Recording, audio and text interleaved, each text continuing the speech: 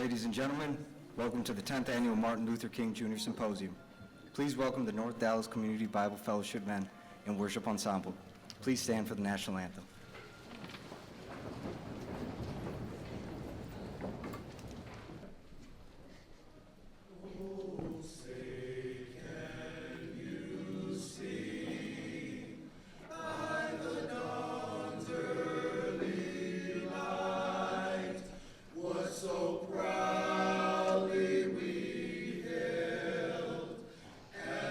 Twilight's last gleaming.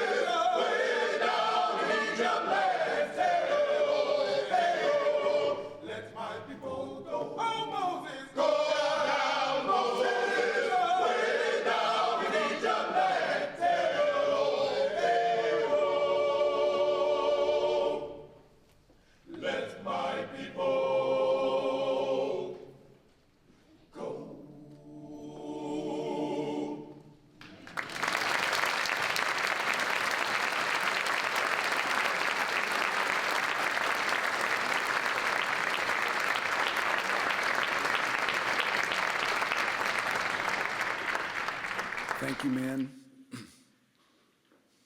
You just get better.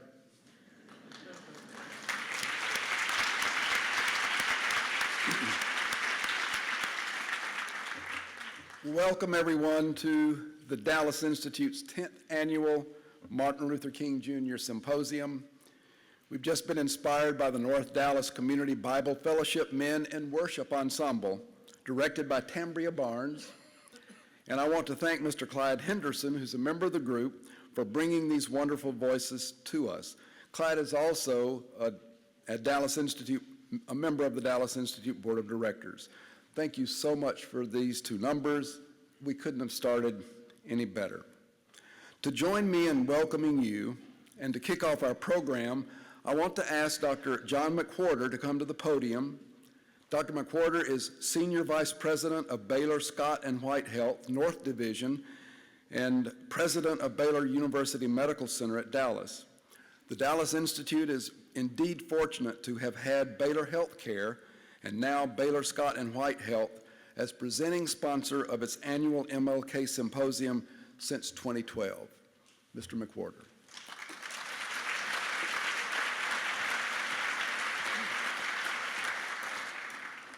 Thank you, Larry, for that kind introduction. On behalf of the Board of Trustees of Baylor Scott and White Health and our former board chairman, Mr. Albert Black, I'd like to add my welcome to you for what promises to be a great evening of entertainment and thoughtful discussion. I'm honored to be among you this evening, not only as a representative of Baylor Scott and White Health, but also as a supporter of the American ideals of freedom and equality. Baylor has been a frequent supporter of this event. We're honored to have been the presenting sponsor for the past 4 years. I extend a big thank you to the Dallas Institute of Humanities and Culture, and I want to salute Dr. Allums for his board for their valuable work they do in our community each and every day. I'd also like to recognize members of the healthcare team in attendance tonight, as well as Alon USA, On Target Supply and Logistics Charities, and many of the other sponsors. Thank you for supporting this event. I know you'll enjoy the program. With the original vision of our former Board of Trustees Chairman, Mr. Albert Black and John Castle, and through the hard work of the Institute, this symposium has grown to be one of a very few select initiatives in America dedicated to remembering the intellect, the spirit, the perseverance, and the sacrifice of Dr. King. Since its inception, attendance has increased, and we've learned from a talented group of change makers and thought provokers in our community. Tonight's experience may be different from others, far be it from me to spoil it, but the story of how a familiar piece of American literature and history, Dr. King's letter from a Birmingham jail, came together, celebrates the unsung heroes who took great risk to bring these words to light. Dr. King once said, "The ultimate measure of a man is not where he stands in moments of comfort and convenience, but where he stands at times of challenge and controversy." As you'll see, it was men and women who played pivotal roles in time of great change and controversy, and we're here to celebrate their contribution tonight. So once again, thank you for your presence here, thank you for allowing us to support it, and for your advocacy to influence positive change in our communities and the nation. Thank you very much.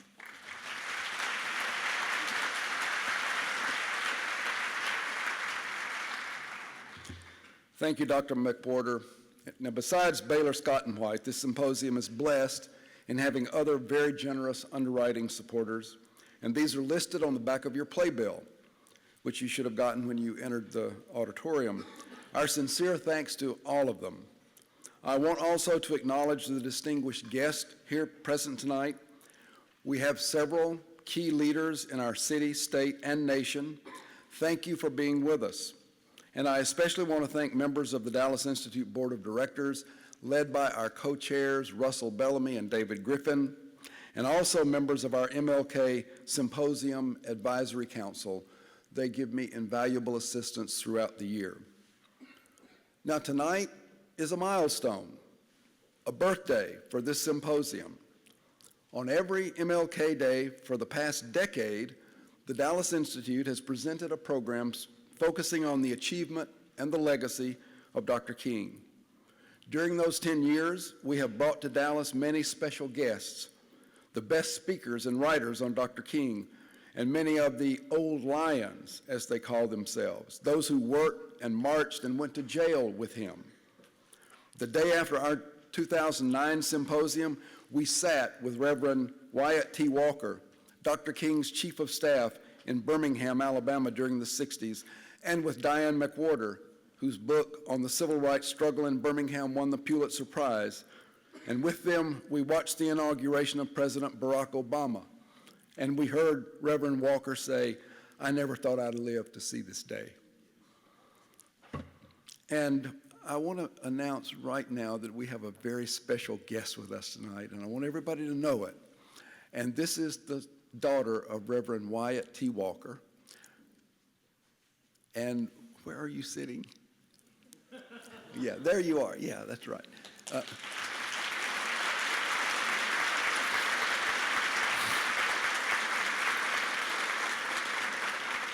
Thank you for standing, Patrice. This is Patrice Powell. And so we're very honored and pleased to have her as a guest tonight.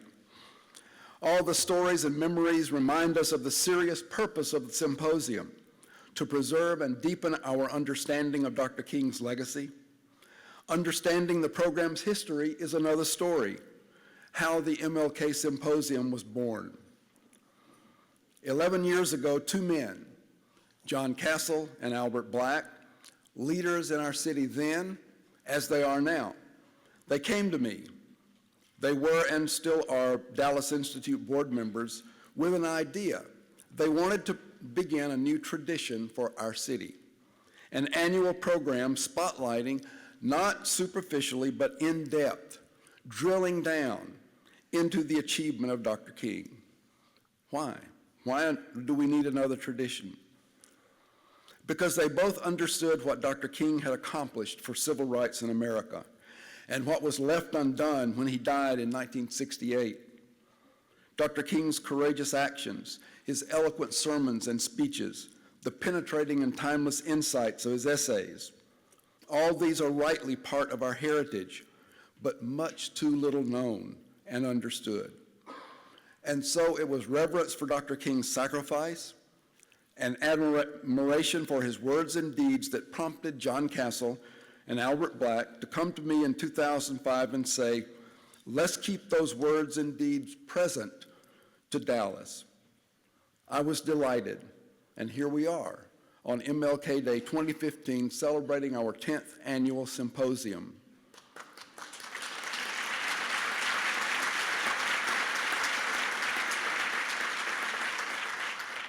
And on this 10th year plateau looking forward, I don't think anyone can doubt that our city and our nation need Dr. King's wisdom as much now as, perhaps more than, at any time since his death. Finally, John and Albert have kept their steady hands on this new tradition in many ways, not least in offering excellent program suggestions whenever I ask, which I did every year. Indeed, although John rejects the label of King Scholar, he is exceptionally learned in Dr. King's life and the civil rights movement in general. And to Albert goes the credit for suggesting a year ago that for the 10th anniversary symposium, we ought to do something original. In fact, we ought to make happen an original play based on Dr. King's magnificent letter from Birmingham jail. And so with great thanks to both John and Albert, here we are, about to raise the curtain on the world premiere of that very play.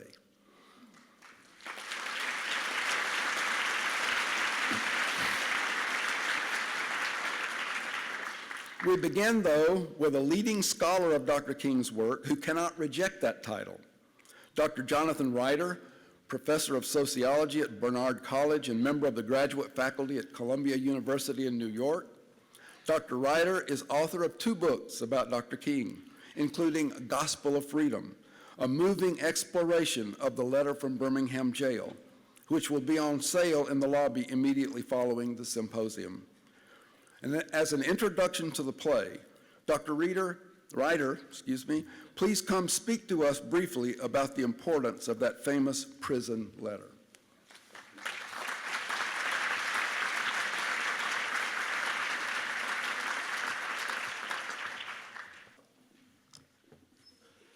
I'll offer just a few thoughts for now, There'll be time for discussion later, because I don't want to blunt the force of the remarkable evening of drama we have coming our way. So I'll simply begin with the words of Martin Luther King's pal, Rabbi Abraham Joshua Heschel. God is raging in the words of the prophet. God is raging in the words of the prophet. Now we know that King didn't rage at the March on Washington with all that wondrous dreaming that we can't get enough of. And yet it's best to remember this. Sometimes the prophet comes in disguise. He may even wear a fancy suit and boast a very famous education, fancy education. And King's words in the letter don't really sound like those of a prophet. My dear fellow clergymen. It's almost preciously genteel. Now, King was addressing the 8 white clergy, among the most moderate in all of Alabama, who had criticized the Birmingham protest that brought us the Civil Rights Act and in sense helped create democracy in America. And they criticized the protest as untimely and said, King is an extremist who precipitates violence. So where's the zeal of the prophet in King's quotes from fancy philosophers and all this patient explanation? Even these words in the letter, which most of us have heard from time immemorial, have an oddly removed quality, as if it's not personal. I am here because injustice is here. 50 years ago, exactly almost, 2 years after Birmingham in Selma, King put it differently to a black audience. I am here because my people are suffering. And I come here to help you sing, come by here, Lord, Lordy, Lordy, come by here. My people, my people. And yet for all the patience and the erudition in the letter, in truth, the driving force was not just fancy philosophy, but it was also a cry of black pain and black anger. It begins in the dark place of solitary confinement. And King has lost his spirit. He's plunged down into panic and despondency. But when he reads the letter, the statement in the Birmingham newspaper of those 8 white clergymen criticizing him, suddenly he's flying up out of the valley, up the mountain again. His spirit is restored. A tide of indignation is going to pour into the letter. Just 48 hours out of jail, King is at the pulpit of 16th Street Baptist Church, and he delivers a version to a black church audience of the letter that he's been working on. He hasn't even finished editing it. And you hear him say, untimely. And his voice is full of cold fury. Why didn't you wait? We've been waiting long enough. That's all we've heard, wait. Wait for a more convenient season. Now, it's not that you can't sense some of that anger in the letter itself when King says that word wait rings in the ear of every Negro with piercing familiarity. It rings in King's ear. It pierces him as well. And there begins that hammering, which he gives whites a chance to have a tour of black life. When you have seen vicious mobs lynch your mothers and fathers, when your first name becomes nigger and your middle name boy, when you suffer from a debilitating sense of nobodiness. But then King collects himself and turns back to the clergy and says, now maybe you will understand why we find it hard to wait. It's only at the midpoint of the letter that the prophet emerges. And King begins to chastise. But who does King rebuke in the letter? This is the important thing. He doesn't rebuke vicious racists. He condemns the appalling silence of the good people. The white moderate who prefers order to justice, and he says, cannot grasp the groans and the yearnings of the oppressed. And then the white church comes in for it. They hide behind stained glass windows They sit on the sidelines while some of God's children are abused. And he says, I have heard many white ministers say, obey desegregation laws because it's the law. But I have longed to hear them say, obey those laws because the Negro is your brother. And what did King preach? And many of those same white ministers, that in Christ there is no east nor west. Now let's stop for a moment and consider what King is saying here. Injustice is not just doing bad things. It's failing to do good things. And it's failing to act to stop bad things. Sitting on the sidelines, you can't say, oh, I'm not a racist, I'm not a Klansman. You are responsible. We all have a duty to care, to cross the chasm of difference, to care for all the wounded travelers on the Jericho roads of life, as King would put it. Now, as we prepare to turn to Jonathan Norton's remarkable play, this may be the lesson I think we should embrace in the letter, or let me put it differently. This is the lesson we should embrace if the letter and the entire meaning of King's ministry is to be more than a lifeless artifact in some museum of history.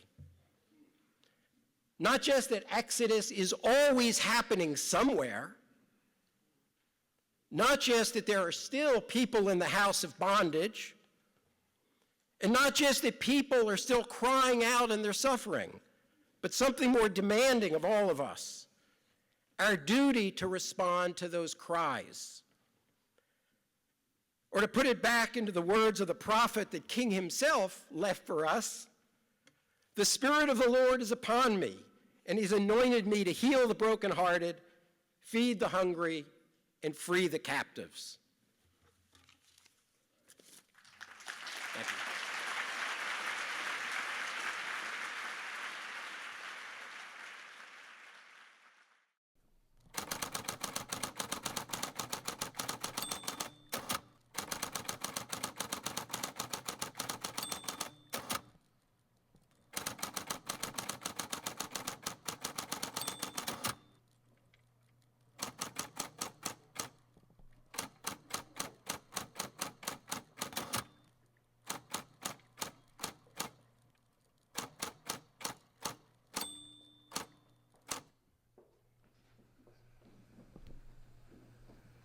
Wake up, Miss Willie. I was asleep. No, it's just resting my eyes. Child, don't tell that lie. I can hear you snore. It's 1 in the morning. And now read back to me what we just did. But more basically, I am in Birmingham because injustice is here. Just as the prophets of the 8th century BC left their villages and carried their thus saith the Lord Child, we ain't got time for that. Keep reading. far beyond the boundaries of their hometowns. And just as the Apostle Paul left his village of Tarsus and carried the gospel of Jesus Christ to the far corners, I must constantly respond to the... what is this word? Macedonia. Macedonia. Call for aid. Anyone who lives in the United States... That ain't right. What's not There's right? something out of order. Something's not added up. It doesn't make sense. Something else goes there, I think. I have this organized a certain way. You are confusing things. You did depart the demonstrations. This doesn't make any sense. Damn, King! What does this look like to you? Your guess is as good as mine. You got eyes, child. Use them. Well, that's certainly the letter D. It looks like a D-E-P. D-E-P. Deplore. You deplore the demonstrations taking place in Birmingham. That doesn't make any sense. Oh, Lord! Oh. We'll never finish at this rate. We've gone over this same part 3 times. He keeps changing it. Maybe it'll just be easier if we wait till Dr. King gets out of jail. There's no so waiting until he gets out of jail. Why? That's privileged information. Privileged information. That's what I said. Whenever you say something is privileged information, it means you're too scared to give an answer. Because either you don't know the answer or you're afraid the answer will make you look bad. Get back to that typewriter. I've had maybe 6 hours of sleep in the last 2 days, and you can't give me one good reason. Dr. King wants this done by the time he gets out of jail. He wants this ready to go to press. Well, that will never happen if he keeps adding stuff and taking stuff away and changing this, changing that. This letter has to be perfect. He's not preaching to the choir this time. It's like Paul's letter to the Romans. It's that important. It's the 67th book of the Bible. And that is why we need to wait until Dr. King gets out of jail so we can properly dictate this chicken scratch. King made Clarence Jones promise that he would have this letter done by the time he's released. Clarence Jones promised King. Jones is a lawyer. His promise don't mean a thing. Lawyers lie. That's what they do best. And I promised Clarence Jones that I will honor King's wishes, and I never broke the promise to Dr. King. Well, And I don't technically, you intend- didn't promise King. You promised Clarence Jones. So, therefore, if All that matters is that I made a promise, and I am a man of my word. Understand? And I don't want to see the look on King's face when he gets out of jail and this letter isn't done. I don't want to look at King and say, I'm sorry, but this is the best I could do with what you gave me. He's counting on me. well, that's all fine and good, I guess. But I still think it's not fair that Clarence gets to do all the fun spy stuff. We get stuck with all the work and... It's not fun spy stuff. Then why do they have to be all top secret? Clarence sneaking out what King writes in his socks and his shoes and other places I don't even want to think about. He has no choice. If his jailers find out he's writing this letter, then they're liable to do anything. Like what? I don't want to talk about it and stop asking so many questions. Now, where were we? I'm tired. I just need to rest. You can rest when you're dead.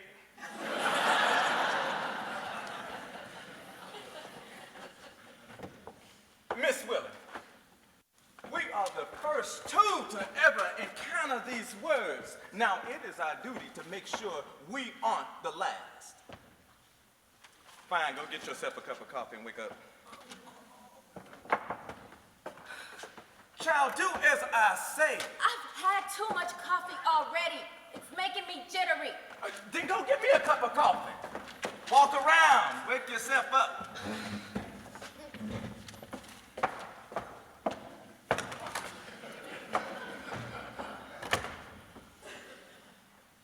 But more basically, I am in Birmingham because injustice is here. Just as the prophets of the 8th century BC left their villages and carried their, thus saith the Lord, far beyond the boundaries of their hometowns, and just as the Apostle Paul left his village of Tarsus and carried the gospel of Jesus Christ to the far corners, where is it? I know it's here. Greco, Roman world. This matches, I think. Just as Apostle Paul left his village of Tarsus and carried the gospel of Jesus Christ to the far corners of the Greco-Roman world, so I am compelled to carry the gospel of freedom beyond my hometown. Like Paul, I must constantly respond to the Macedonian call for aid. Moreover, I am cognizant of the interrelatedness of all communities and states. And there's another piece to this, I think.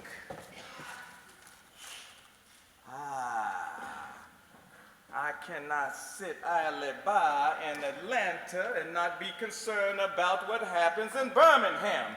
Injustice anywhere is a threat to justice everywhere. We are caught in an inescapable mutuality beyond whatever separates. What are you doing? Turn the lights back on. Someone is in the building. Who? I don't know. But I heard someone poking around Did you ask who it was? No. Of course not. I was too afraid. What if it's someone setting a bomb? Shh! You hear that? You're just imagining things. It probably was a mouse or the building set.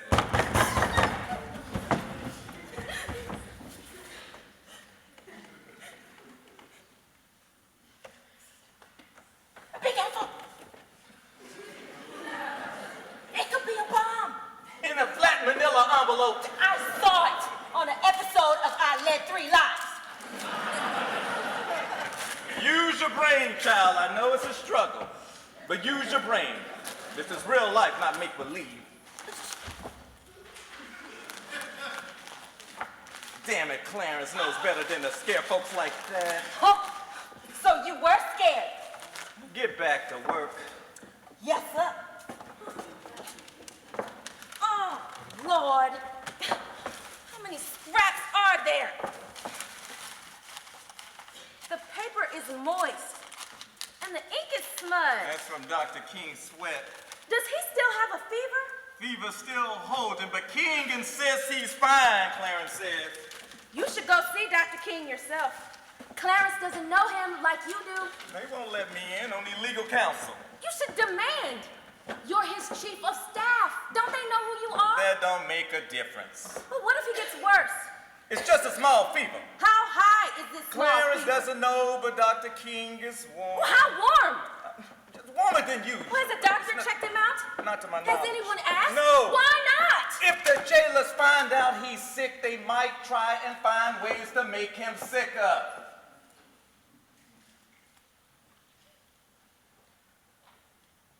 But what if he gets too sick to carry on the campaign? Then what? What if he gets sick in that Alabama jailhouse and they just let Dr. King die? What if... Reverend Walker, what if...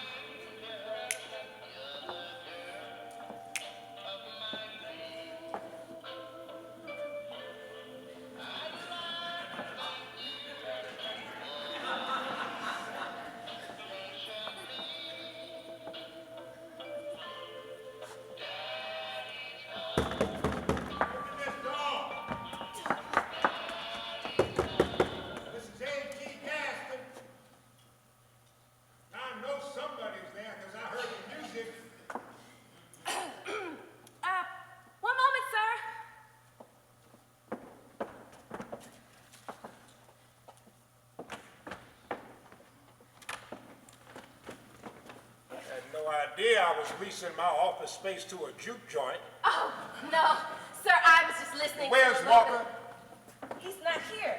Well, I can see that. Where is he? He's, out. He's very busy, so. Busy? Doing what? Meetings? What kind of meetings? No offense, sir, but that is classified information. Fine. I'll wait. Do you have an appointment? Well, that's the benefit of owning this building and half the buildings on this block. I don't need an appointment. Just pretend I'm not here. Yes, sir.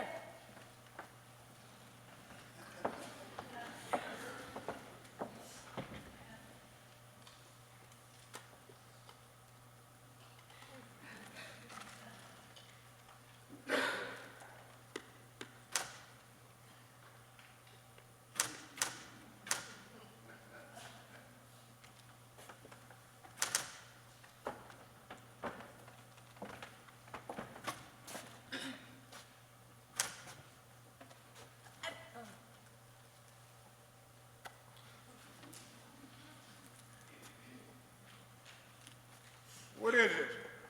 Who wrote this? That's Dr. King's writing. Mark. This looks like Russian. Mr. Gaston, that is not Russian. It's just chicken scratch, bad handwriting.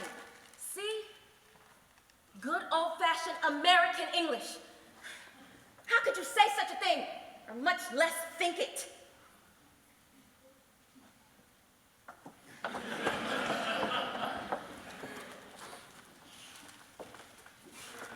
This is all King. Some kind of madman Or prophet. or a jailbird with nothing better to do with his time. That's all this is. A bored jailbird writing jailhouse soliloquies about daisies and leprechauns. I hear he's in solitary confinement. Yes. Don't count it, don't play. I hear they separated Martin and Abernathy. Bet they didn't see that coming. Now, what have we here?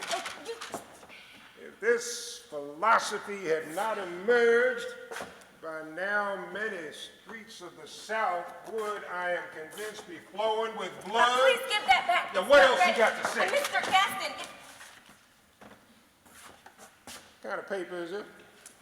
it's jailhouse issued toilet paper. Too rough to wipe yourself proper with, but it makes excellent writing paper. I suggest you direct your anger and hostility towards your boss. I'm not angry, sir. I'm just disrupting everything. Yeah, speak of the devil. Mr. Gaston, Walker, I need to speak with you. well, I'm just running out to a This meeting. is I'm just important. going to grab a things, and I will give you my undivided attention as soon as I I have return. something you might want to stick around for. It's a letter from Reverend Shuttlesworth addressed to you. Somehow it was delivered to my office. Did you read my mail? Sit down, Walker. Miss Willie, get back to work. Yes, sir. Imagine my disappointment when I read the contents of this letter from Shuttlesworth. I assure you things are fine with this office and Mr. Shuttlesworth. Oh, really? Well, let's see. The lack of communication I have received from your office worries me greatly. And I can no longer, in good conscience, put the weight of my influence behind your vision of the Birmingham campaign if certain key... Shuttlesworth has the tendency to be somewhat flowery. in Oh, well, his it gets thinking. better.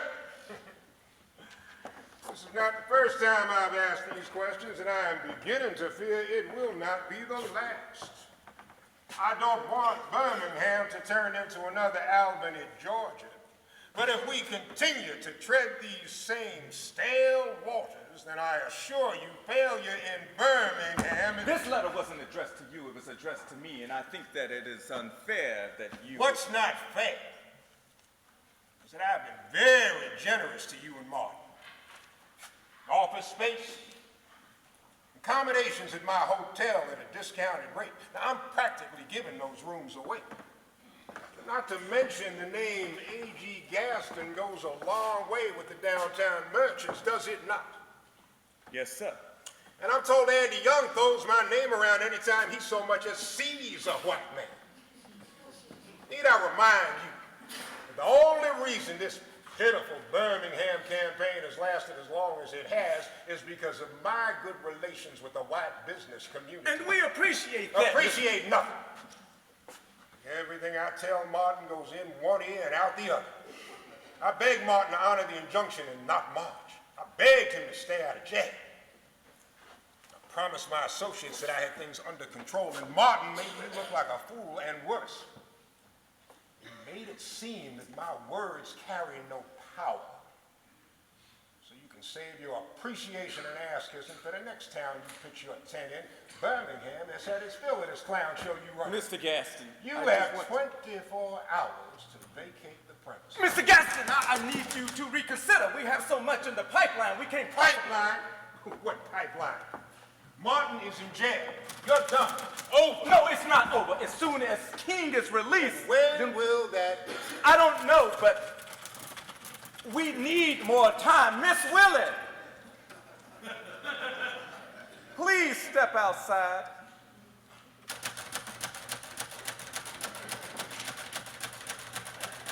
Now!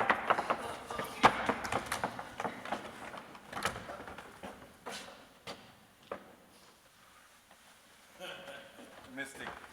Gaston, I beg you, don't do this. What can we do to make it work? There's nothing more that can be done. You've reached the end of the line. If you kick us out, imagine how this would look in the press. No one has to know I kicked you out. You just released a statement saying that you realize this is not an opportune time for the SLLC. It's the SCLC! We need to win here in Birmingham. Mr. Gaston, if we can crack Birmingham, then we can crack any city in the South. But if we lose Birmingham, we lose big. I know. Sad. I had such high hopes. 24 hours. Don't play Tom. It doesn't fit a Negro well. Tom? You calling me an Uncle Tom? No, what I said. No, you just called me an Uncle Tom. I heard you. Well, guess what? If trying to protect Negroes from that crazy cracker bull counter makes me an Uncle Tom, then yeah, I'm an Uncle Tom. And not a damn thing you can do about it.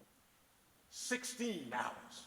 16? What happened to 24? You want to try for 12? I'm serious. This isn't a game. Well, I'm serious, too. Serious as a heart attack because Bull County ain't no joke. You don't know him like I do. You haven't seen the horrible things he's done. I've seen his men drag our pregnant women through the streets to their paddy wagons like it ain't nothing. I've seen grown men beat so bad by the police they piss and shit themselves. And see, Bull County been playing real nice since King came to town.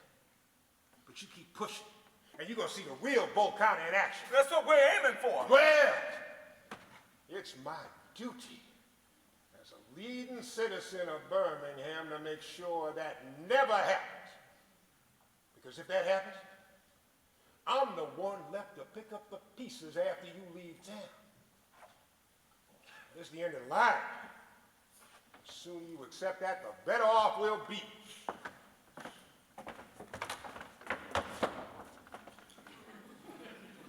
Lady, how old are you? 21?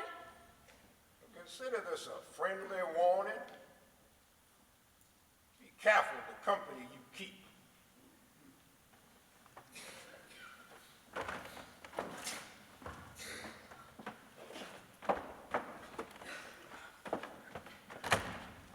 Why the hell you let him in this office?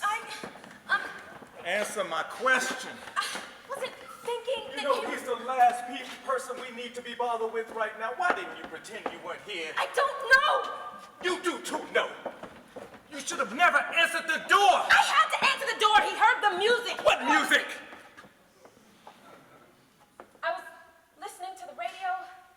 Shelley the Playboy was on. Shelley who? Shelley the Playboy. The mouth of the South. Great goobly whooply.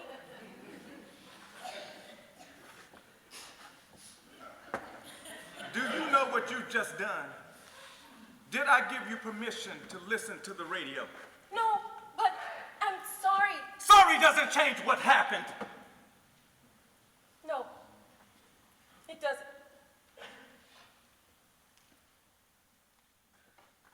But, sir,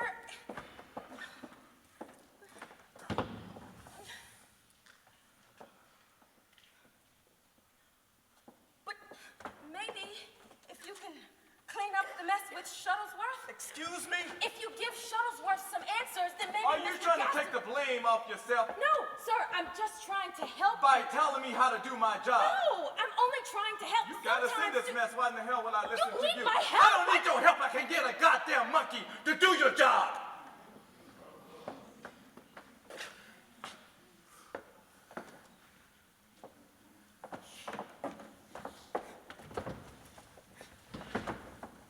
Miss Willie. Damn child!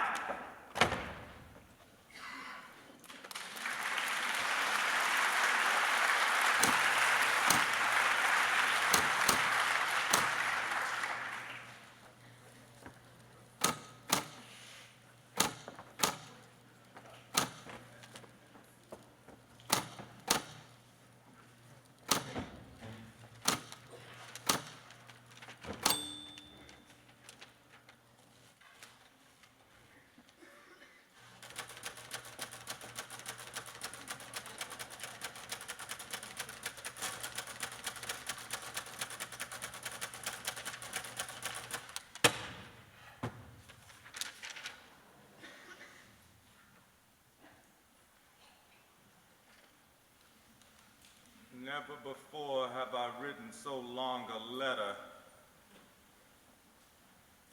I am afraid it is much too long to take your precious time. I can assure you it would have been much shorter had I been writing from a comfortable desk. But what else can one do when he is alone in a narrow jail cell? Other than write long letters, think long thoughts, and pray long prayers. Okay,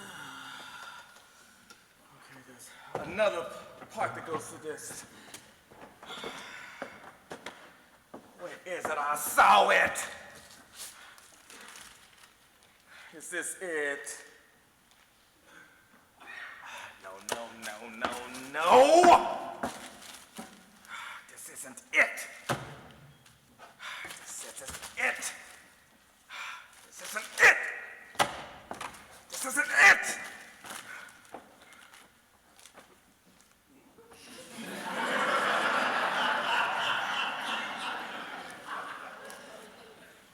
Where the hell have you been? Didn't you hear me knocking? Why don't you answer the door?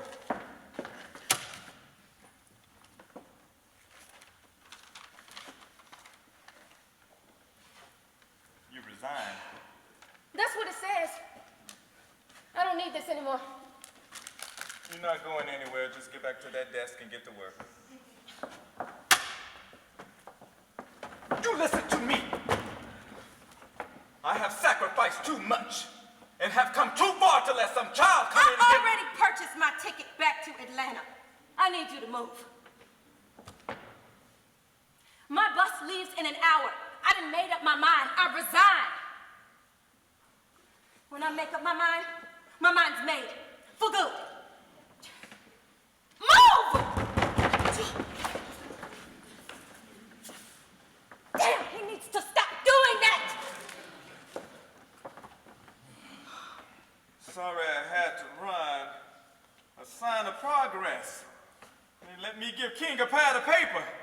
More progress. Fever breaking, running to see Mr. Gaston now. Fingers crossed. Maybe Clarence can save you. Good luck. I got 5 new pages. You really can't walk out on me now. Don't you want to know how it ends? How what ends? The letter! His writing is clean and strong at the end, like a marathon runner approaching the finish line. Even you can read this. Chicken scratch free. I hope this letter finds you strong in the faith. What you stop for? Keep reading. I also hope that circumstances will soon make it possible for me to meet each of you, not as an integrationist or a civil rights leader, but as a fellow clergyman and Christian brothers. No, I don't want to read this anymore. I need to go. That's the end of the letter. We're near the end. Only 5 more pages. You can't walk out on me now. Get a monkey to do it. I didn't mean that. I was angry. You know I would never. But you did. Damn it, child. Don't you understand? Only 5 pages separates us from fulfilling our promise to Dr. King. I didn't make a promise. You did. And I'm not the reason Dr. King is behind bars right now. You are. You told us you had everything under control. You said Birmingham was just waiting to fall. We trusted you. King trusted you. But where are we now?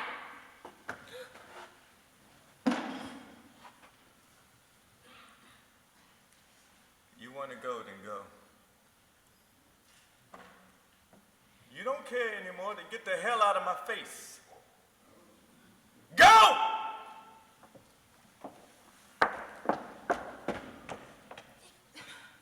I've sacrificed too. I've put my life in danger. I've raced up and down the same back roads with you and Dr. King, with the Ku Klux Klan fast on our tail. I've been locked up in jail, same as you. And for all I've done, you still call me child and talk to me like I'm a child and treat me like I'm less than. Less than what? Less than you! Less than everybody! The first day I started working for the SCLC, they assigned me to you. I knew you were Dr. King's right-hand man, and I was honored to work for you. I was so excited and nervous. I just wanted to impress everybody. You came in and took one look at me and walked straight to Dora McDonald's office and said to her, "What is that thing out there?" I heard you. You hurt my feelings, and I never forgot. Ever since that day, I have worked hard to earn your respect, but I never seemed to get it. I just want you to see that I ain't some thing, some child. That I'm somebody you can be proud of. Somebody you treat the way you want the white man to treat you. You were wearing a tacky green dress, looked like you had 3 hairstyles on your head, and you sat at the front desk like a country bumpkin smacking gum.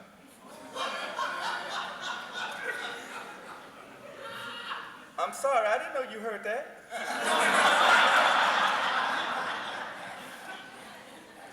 I should have closed the door.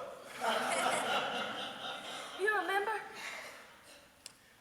You still have that green dress. That is not funny. No. I got rid of that ugly thing a long time ago. I've come a long way, haven't I? We both have. Miss Willie, I'm not an easy man to work for.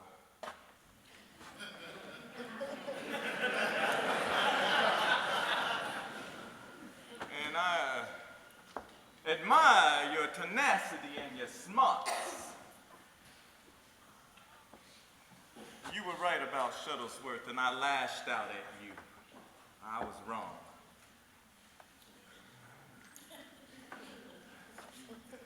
Miss Mackey, We need you. I mean,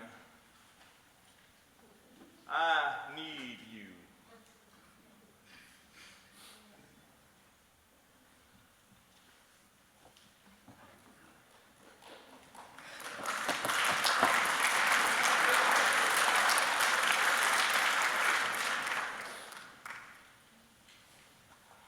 Now get back to work. Don't ask me where I left off, it's all a blur. Figure it out. Yes, sir. When you have been harried by day and haunted by night by the fact that you are a Negro living constantly at tiptoe stance, never knowing what to expect, then you will understand why we find it difficult to wait. Reverend Walker, can you read for me? Reverend Walker, is everything okay?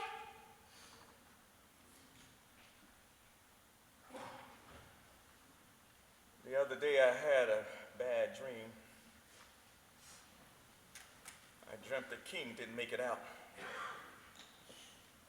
I dreamt that I was the one who had to call Coretta. And I saw our cities on fire. Our people were angry. And as their anger grew, the fire spread and spread. They hunted our children down. I saw our sons murdered in the streets. And I called out the king, but he was gone. And no one remembered his name.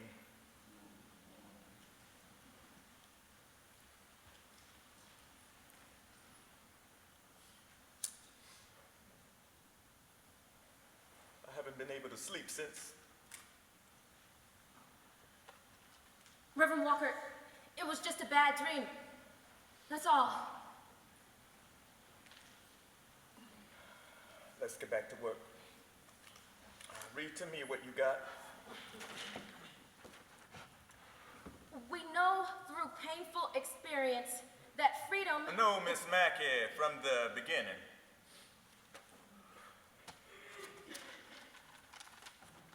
My dream, it was so real.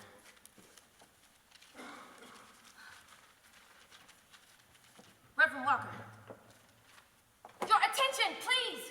We have work to do.